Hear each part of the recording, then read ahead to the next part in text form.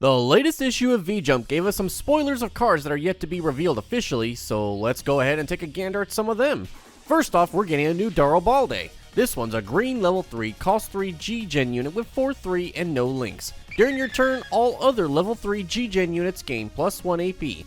We're also getting a new Tall Geese in addition to the second. This goose is a green level 4, cost 3 G-Gen unit with 4/3 that links to any G-Gen pilot.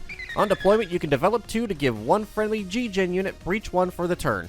And our last reveal in the magazine is the Goof VJUMP from MSV. It's a blue level 3, cost 2 G-Gen unit with 3/3 and no links. However, during your opponent's turn, this unit cannot receive effect damage from enemy units that are level 5 or lower. Alongside that, we also learned that the June issue of VJUMP will come with a free Shuji Ito resource. The Balde is more funny than good.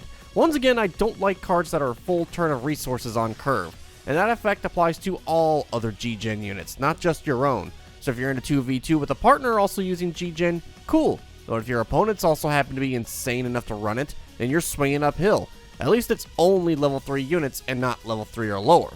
The new Goose is just okay. A 1-turn breach effect is fine, but frankly with other kinds of development effects that have way more value, I don't see it being used much besides being a generic link on turn 4. This new Goof, however, I do see a lot of people experimenting with. Now, unit ping effects is niche enough, admittedly, but do you know what cards fall into this category? Let me count the ways. Guntank, Anksha, Barbados Adapt, Kshatriya, Gujin Rebake. And guess what? Comprehensive Rules 3-3-9-2. The card text printed below the card's name are effects gained by the paired unit. Treat them as effects on the paired unit while they're paired, meaning this will also apply to pilots like Mikazuki and Marita, provided they're not paired or linked to anything above level 5. The Goof is immune to all of that, so I do foresee some players experimenting with G-Gen if nothing else to see how this Goof stands against Blurple menaces, although Bandai would need to start revealing more blue cards to see how that works out.